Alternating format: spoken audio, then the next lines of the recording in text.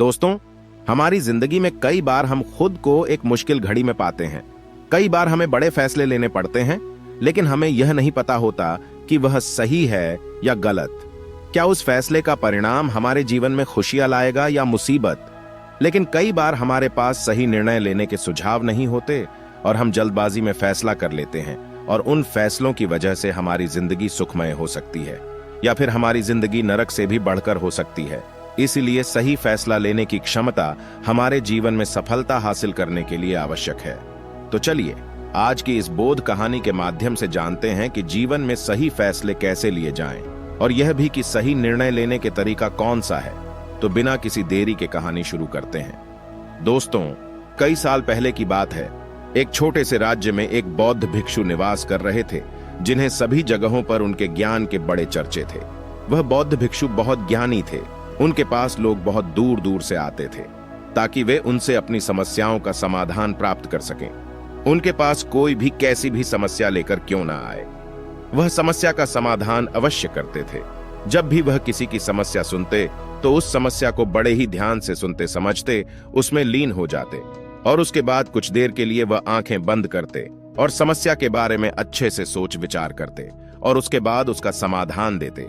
ऐसे में कोई भी व्यक्ति उनके बारे में केवल एक ही बात सोचता था, शायद इन साधु के पास कोई ऐसी चमत्कारिक शक्तियां हैं जिससे यह समाधान पूछते हैं और उसके बाद हमें वह समाधान बताते हैं। एक बार एक युवक ने उन महाराज से यह पूछ भी लिया। उस शिष्य ने पूछा, क्या आपके पास ऐसी कोई चमत्कारी शक्तियां हैं जिसके कारण आप हमारी समस्याओं का समाधान करते हैं, या आपके पास ऐसी कोई दिव्य दृष्टि है जिससे आप हमारी समस्याओं का समाधान खोज पाते हैं। उस युवक की यह बात सुनकर वह साधु जोर जोर से हंसने लगे, लेकिन उन्होंने उस युवक की बात का कोई जवाब नहीं दिया।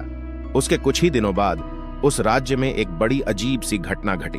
उस राज्य में एक बुढ़िया औरत रहा करती थी जो अपने पूरे घर में अकेले ही रहती थी। उसका कोई ना था। उस राज्य से होकर 4 मित्र अपने घर की ओर जा रहे थे। वे लोग दूसरे नगर में काम करके पैसा इकट्ठा करके अपने गांव की ओर जा रहे थे। यह बात बहुत पुराने जमाने की है, जब यातायात के साधन ना हुआ करते थे, इसलिए वे लोग पैदल ही यात्रा किया करते थे। इसी कारण वे चारों मित्र अपने अपने धन को इकट्ठा करके अपने गांव की ओर प्रस्थान कर रहे थे। उन चारों ने अपना अपना धन एक छोटी सी पोटली में रखा था और उसी पोटली में उन सब की सारी कमाई थी। तभी उन चारों मित्रों में से एक मित्र कहता है, मित्रों, इस तरह से यदि हम अपना धन अलग अलग रखेंगे तो इससे हमारा धन चोरी हो सकता है। क्यों ना हम अपना सारा धन एक ही पोटली में रख दें, जिससे हम सब इस पर ध्यान भी दे सकें और हमारा धन सुरक्षित भी हो जाएगा, और जब हम अपने गांव पहुंच जाएंगे तो हम वहां पर अपना अपना हिस्सा इसमें से ले लेंगे। उन तीनों मित्रों ने उस युवक की बात मान ली और वे सभी मिलकर अपना धन एक ही पोटली में रख देते हैं और वे सभी मिलकर अपने गांव की ओर आगे बढ़ते हैं। चलते चलते काफी समय बीत चुका था और अब रात्रि होने वाली थी। तभी आगे चलकर रास्ते में उन्हें एक घर दिखाई दिया, जहां पर एक बूढ़ी औरत रहा करती थी। रात्रि का समय भी हो चुका था और उन चारों मित्रों को रात रुकने के लिए कोई ना कोई जगह की आवश्यकता भी थी। ऐसे में उन चारों ने मिलकर यह योजना बनाई कि वे लोग आज रात इसी घर में ठहरेंगे। इसलिए वे चारों लोग उस घर की ओर आगे बढ़ते हैं। उस घर का दरवाजा खटखटाते हैं। तभी सामने से एक बूढ़ी औरत दरवाजा खोलती है और उन चारों मित्रों में से एक मित्र हाथ जोड़कर उस बूढ़ी औरत से कहता है, माता जी, हम अपने गांव की ओर जा रहे थे, लेकिन यहाँ रास्ते में ही रात हो गई और अब हम इतनी रात में सफर नहीं कर सकते। इसलिए हमारी आपसे विनती है कि हम आपके यहाँ पर एक रात रुकना चाहते हैं। कल सुबह होते ही हम यहाँ से चले जाएंगे। उस बूढ़ी औरत ने काफी देर सोच विचार किया और उसके बाद वह बूढ़ी औरत कहती है, ठीक है, तुम सभी आज रात के लिए यहां पर रुक सकते हो, मुझे कोई दिक्कत नहीं। मैं खाना बनाने जा रही हूं, कहो तो तुम लोगों के लिए भी बना दूं। उन चारों ने सहमति जताते हुए कहा, हां बिल्कुल। उसके बाद उन चारों मित्रों ने वर्धन की पोटली उस बूढ़ी औरत को थमा दी और कहा, माता जी, इस पोटली में हमारे साल भर की कमाई है। हम चारों ने अब तक का अपना सारा कमाया हुआ धन इसी पोटली में रखा है और अब हम इसे आपको सौंपते हैं, क्योंकि यह हम चारों से ज्यादा आपके पास सुरक्षित होगा। हम बस इतना चाहते हैं कि यदि हम चारों में से कोई एक व्यक्ति से लेने आए तो आप इस पोटली को उसे मत देना, जब तक कि हम चारों एक साथ इस पोटली को लेने ना आए। तभी वह बूढ़ी औरत कहती है, ठीक है बेटा, यदि तुम चारों एक साथ आओगे तभी मैं इस पोटली को आपको सौंपूंगी। और वैसे भी आप लोग तो सुबह यहां से चले जाने वाले हैं, मैं आपको सुबह ही यह पोटली थमा दूंगी। वह धन की पोटली उस बूढ़ी औरत को थमाकर चारों मित्र निश्चिंत हो जाते हैं कि अब उनका धन सुरक्षित है, और वे लोग खाना खाकर सो जाते हैं। अगली सुबह जब वह चारों उठते हैं तो सभी लोग अपनी आगे की यात्रा के लिए तैयारियां शुरू कर देते हैं। उन चारों नौजवानों में से एक नौजवान थोड़ा सा बदमाश था। वह अपने उन तीनों मित्रों से कहता है, भाइयों, इस बूढ़ी औरत ने हमारी रात भर खातिरदारी की है, हमें अच्छा भोजन खिलाया, सोने के लिए अच्छी जगह दी, रात भर यहाँ सर छुपाने के लिए एक अच्छा मकान दिया, और हमने अब तक उसके लिए कुछ नहीं किया। वह बूढ़ी औरत अकेले ही खेतों में काम कर रही है। क्या हम सभी यहाँ से जाने से पहले इस बूढ़ी औरत की मदद नहीं कर सकते? उस बदमाश नौजवान ने मन ही मन यह योजना बना ली थी कि वह किसी तरह से भी उस बुढ़िया से पोटली हासिल करके ही रहेगा। बाकी के तीनों मित्र उसकी बातों में आ जाते हैं और वे सभी मिलकर उस बुढ़िया की मदद करने अर्थात खेतों में काम करने के लिए चल पड़ते हैं। वे सभी मिलकर खेतों का काम कर ही रहे थे कि तभी वह बदमाश नौजवान अपने बाकी तीनों मित्रों से कहता है, मित्र, मुझे जोरों की प्यास लग गई है, मैं जरा उस बूढ़ी औरत से पानी मांग कर लाता हूं। वह बाकी मित्र भी अब काफी थक चुके थे, उन्हें भी जोरों की प्यास लगी थी, इसलिए वह तीनों मित्र उसे वहां से जाने की अनुमति दे देते हैं। जैसे ही वह बदमाश उस बूढ़ी औरत के पास पहुंचता है, वह उस बूढ़ी औरत से कहता है, माताजी, अब हम यहां से जा रहे हैं, कृपया करके हमारे धन की पोटली हमें वापस दे दें। इस पर वह बूढ़ी औरत कहती है, नहीं नहीं, जब तक तुम चारों एक साथ ना हो तब तक मैं वह पोटली किसी को नहीं दे सकती। तुम ही ने तो कहा था कि जब तक हम चारों एक साथ ना हो तब तक यह पोटली किसी को नहीं देनी है। तभी वह बदमाश उन तीनों की तरफ इशारा करते हुए कहता है, लाऊं। उन तीनों ने सोचा कि हमारा मित्र हमारे लिए पानी लाना चाहता है, इसलिए वह हमसे आज्ञा मांग रहा है। तभी उन तीनों मित्रों ने इशारे में उस युवक से कहा, हाँ हाँ ठीक है, ले आओ।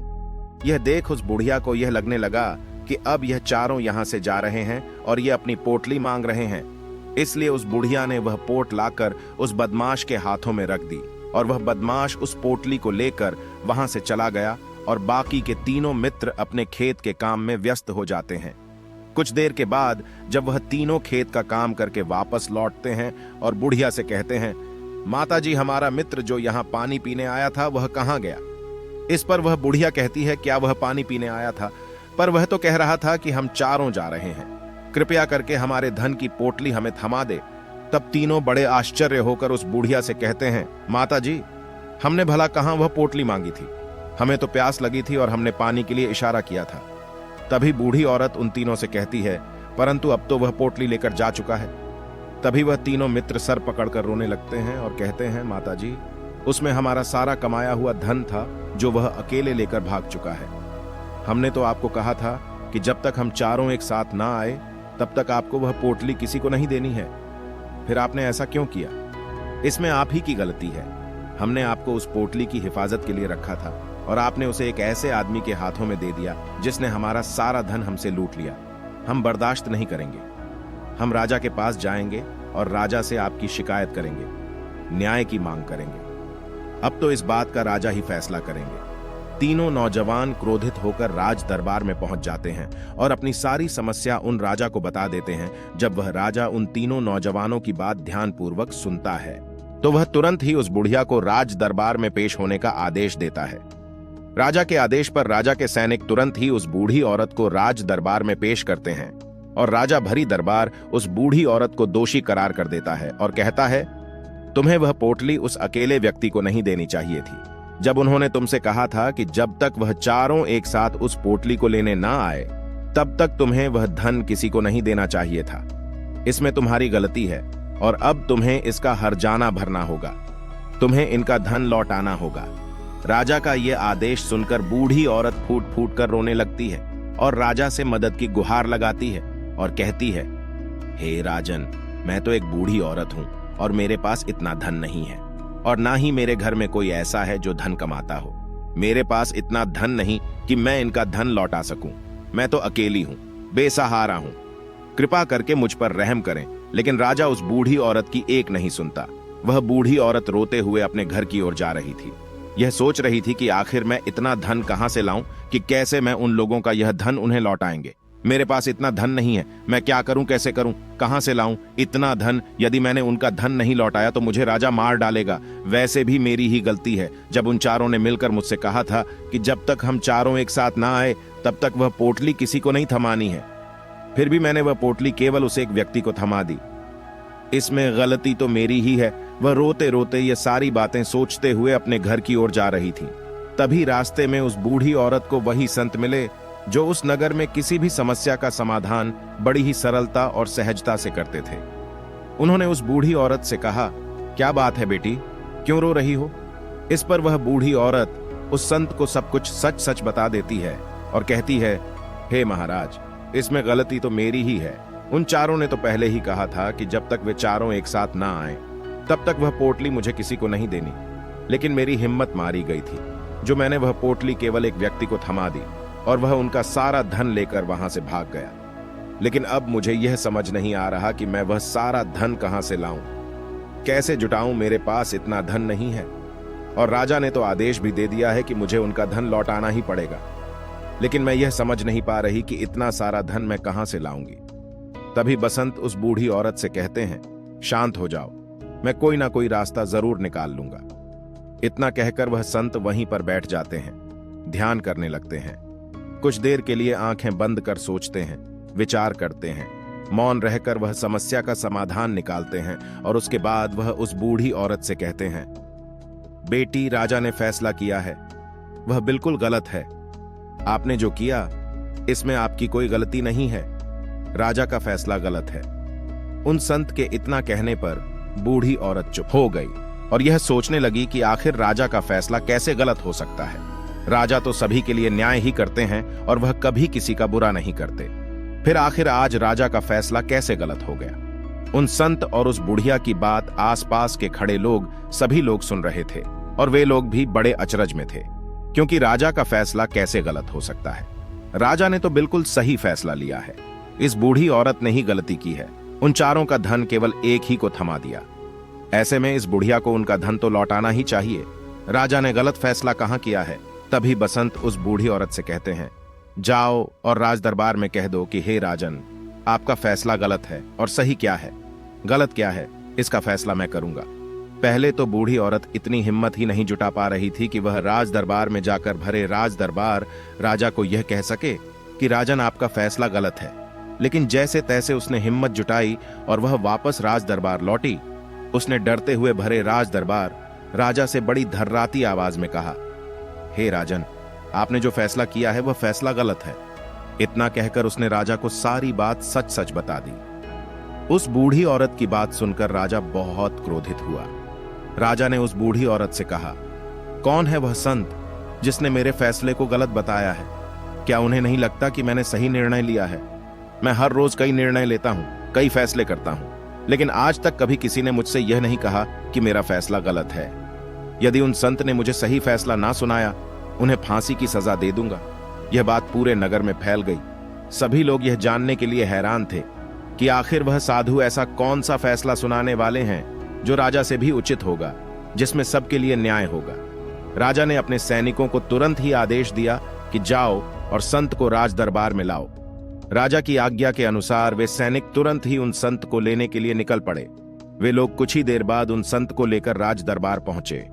राज दरबार में सभी लोग उपस्थित थे और सभी लोग उन संत के फैसले का इंतजार कर रहे थे। उन संत को देखकर राजा कहता है, महाराज, आपको ऐसा क्यों लगता है कि हमने जो फैसला किया है वह गलत है? इस बुढ़िया ने यह वादा किया था कि वह चारों लोगों को एक साथ ही वह पोटली थमाई गई। फिर आखिर उसने अपना वादा क्यों तोड़ा?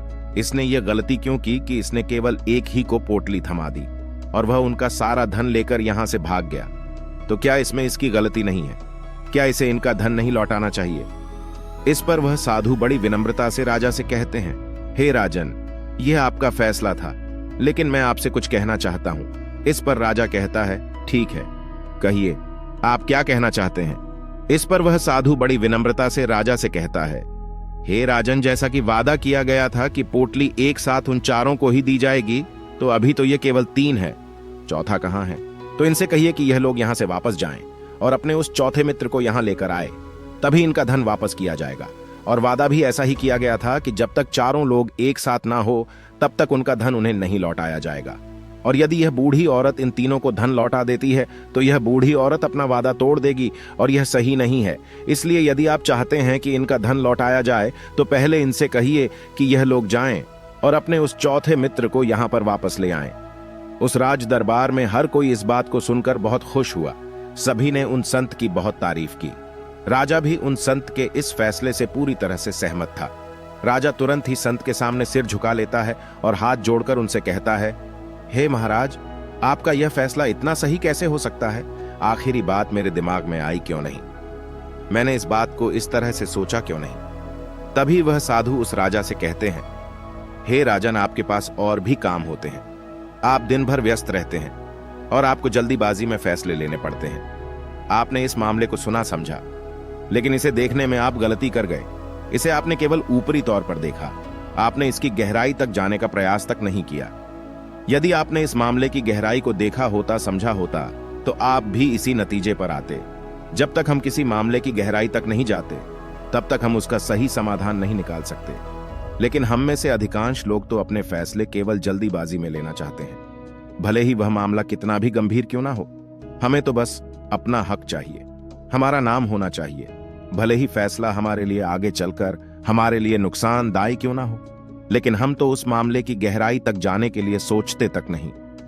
तभी वह राजा उन संत से कहता है, हे महाराज, क्या आपके पास कोई दिव्य शक्तियां हैं? क्या आपके पास ऐसी कोई चमत्कारिक शक्ति है जिसे आप सवाल करते हैं और बदले में वह आपको जवाब देती है, जिस कारण आप सटीक और सही समाधान बता पाते हैं? राजा की यह बात सुनकर वह संत मुस्कुराने लगे और राजा से कहते हैं, हे राजन, यह सवाल मुझसे कई लोगों ने पूछा है और मैंने कभी किसी का कोई जवाब नहीं दिया।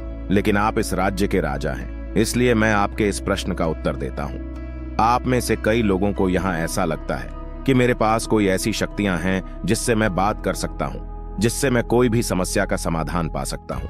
लेकिन मैं आप लोगों को एक बात सच सच बता देता हूं, मेरे पास ऐसी कोई शक्तियां नहीं है। मैं तो केवल हर मामले की गहराई तक सोचता हूं, उस बात पर विचार करता हूं, और जब मैं विचार करता हूं तो मेरे सामने कई सारे समाधान आते हैं, और जो समाधान मेरे सामने आते हैं मैं उन पर भी विचार करता हूं, उनके बारे में भी गहराई तक जाता हूं। और जब मुझे लगता है कि इस समस्या का समाधान यही होना चाहिए, तभी मैं समाधान उस व्यक्ति को देता हूं ताकि वह अपनी समस्या का समाधान कर सके। अब आप ही सोचिए, आप जल्दीबाजी में यह फैसला लेकर इस बुढ़िया का जीवन पूरी तरह से बर्बाद कर देते। हमारा पूरा जीवन केवल एक फैसले पर निर्भर करता है। यदि वह फैसला सही हुआ तो हमारा जीवन अच्छा बन जाएगा, और यदि वह फैसला गलत निकला तो हमारा जीवन नर्क से भी बदतर हो सकता है। इसलिए यदि आप सही और सटीक फैसला लेना चाहते हैं तो आपको मौन रहना सीखना पड़ेगा। मौन रहकर उस पर विचार करना सीखना होगा, क्योंकि हमारे फैसले ही हमारा भविष्य तय करते हैं, हमारी जिंदगी का अगला पड़ाव तय करते हैं। फिर चाहे वह फैसले छोटे हो या बड़े, वे ही हमारी जिंदगी को निर्धारित करते हैं। इसलिए सबसे पहले हमें सही फैसले लेने के लिए मौन रहना सीखना आवश्यक है, उन पर विचार करना आवश्यक है। और जब आप ऐसा करते हैं तो आपके सामने एक ही समस्या के कई सारे समाधान निकल कर आते हैं, और जब आप उन पर गौर करेंगे तो आपको यह समझ में आएगा कि उन फैसलों का समाधान कैसा होना चाहिए, कि समाधान से आपको क्या फायदा होगा और क्या नुकसान होगा, या उस समाधान पर सोच और विचार करने पर ही आप उसे समझ सकते हैं। और तभी आप यह निर्णय भी ले सकते हैं कि क्या यह समाधान उचित रहेगा या नहीं, और यह सब संभव हो सकता है। यदि हम कम बोलना शुरू करें, कम बोलने का अर्थ यह नहीं कि आप पूरी तरह से मौन हो जाएं। इसका अर्थ यह है कि आप भीतर से शांत हो जाएं, और जब आप भीतर से शांत होने लगते हैं तो आपका मन स्पष्ट होने लगता है, साफ होने लगता है, और आप किसी भी चीज पर सोच विचार कर सकते हैं। और जब आप भीतर से शांत होने लगते हैं तो आप ऊपर से भी कम बोलते हैं, और जब आप धीरे धीरे कम बोलने के आदी हो जाते हैं तो आप साफ और स्पष्ट तौर पर सोच और समझ पाते हैं। आपके विचारों में शुद्धता आ जाती है, जिससे आपको यह साफ और स्पष्ट देखने को मिल जाता है कि कौन सा फैसला सही होगा और कौन सा फैसला गलत होगा, आपको उस परिस्थिति में क्या करना चाहिए और क्या नहीं करना चाहिए। लेकिन हम में से अधिकांश लोग अपने आप को सही साबित करने के लिए, अपने आप को ऊंचा साबित करने के लिए अत्यधिक बोलते हैं, और इतना बोलते हैं कि हर कोई उनकी बातों को गंभीरता से नहीं लेता। उन्हें ऐसा लगता है कि मानो ज्यादा बोलना ही हमारे लिए हमारा शस्त्र है, लेकिन वह यह भूल जाते हैं कि वह अत्यधिक बोलकर मूर्ख बन रहे हैं। लोग हमारा मजाक बनाते हैं, हमें मूर्ख समझते हैं, हमसे दूर रहने लगते हैं क्योंकि उन्हें हमारी बकबक अच्छी नहीं लगती। लेकिन जब आप भीतर से शांत होने का प्रयास करते हैं और धीरे धीरे भीतर से शांत होने लगते हैं तो आप खुद बखुदा ऊपरी तौर पर कम बोलना शुरू कर देते हैं। इससे आपके मन में, आपके मस्तिष्क में एक साफ और स्पष्ट विचार उत्पन्न होते हैं और आप अपने आप को साफ स्पष्ट तौर पर समझ पाते हैं, देख पाते हैं आपको कब क्या क्यों और कितना बोलना चाहिए और आपको कब कैसे क्यों किस तरह से कौन सा फैसला लेना सही है या नहीं, यह भी आप अच्छी तरह से समझ और जान पाते हैं। जब आप कम बोलना शुरू करते हैं तब आप अपने आप को बहुत अच्छी तरह से समझना शुरू कर देते हैं, अपने आप पर अच्छी तरह से विचार करना शुरू कर देते हैं। तब आपको यह बात भी बहुत अच्छी तरह से समझ में आने लगती है कि जो हम बेकार की बकबक करते हैं उस पर हमारे शरीर की बेवजह ही कितनी सारी ऊर्जा यूं ही व्यर्थ हो जाती है, नष्ट हो जाती है, जिसे हम चाहे तो किसी जरूरी काम में लगा सकते हैं, फैसले लेने में लगा सकते हैं, जिससे हम तनाव मुक्त रह सकते हैं और हमें अच्छी नींद भी आ सकती है। और यदि आप इसी प्रकार सोच विचार कर फैसले लेना शुरू करते हैं तो आपका मस्तिष्क भी अच्छी तरह से काम करने लगता है और आपका मस्तिष्क पहले से भी ज्यादा शक्तिशाली हो जाता है। और इसका एक बहुत अच्छा उदाहरण भी आपको मैं बताना चाहूंगा। जब आप स्कूल में पढ़ते थे या फिर आज भी आप पढ़ रहे हो तो आपने देखा होगा कि जो बच्चे होनहार होते, होशियार होते हैं, वे लोग बहुत कम बातें करते हैं और अपना समय सही चीजों में लगाते हैं। वह अधिकांशत अपना समय मौन होकर ही बिताते हैं। इसी वजह से वह पढ़ाई करने में बहुत तेज होते हैं। वह जो कुछ भी पढ़ना चाहते हैं वह उसे याद कर ले जाते हैं। लेकिन वहीं पर दूसरी तरफ जो लोग बहुत अधिक बोलते हैं, यदि आप उन्हें पूरे 24 घंटे भी दे दें तो भी वह उस तरह से उन चीजों को याद नहीं रख सकते जिस तरह से वह मौन रखने वाले बच्चे उन बातों को याद कर लेते हैं। और महान चाणक्य ने भी यही कहा है कि जो व्यक्ति यह समझ जाता है कि उसे कब, कहां और कितना बोलना चाहिए, उस व्यक्ति को सफल होने से कोई नहीं रोक सकता। और आप इतिहास उठाकर देख सकते हैं, आज तक जो भी लोग महान हैं, जो लोग भी सक्सेसफुल बने हैं, उन लोगों की आदत बहुत कम बोलने की है। उनका पूरा ध्यान केवल अपने लक्ष्य पर होता है और अपना पूरा समय वह अपने लक्ष्य को पाने में ही लगा देते हैं। इसीलिए आपको भी यह आदत अपने जीवन में उतारनी चाहिए। और कम बोलने का अर्थ यह नहीं कि आप ऊपर से कम बोले, बल्कि आप भीतर से कम बोलिए, भीतर से शांत रहिए।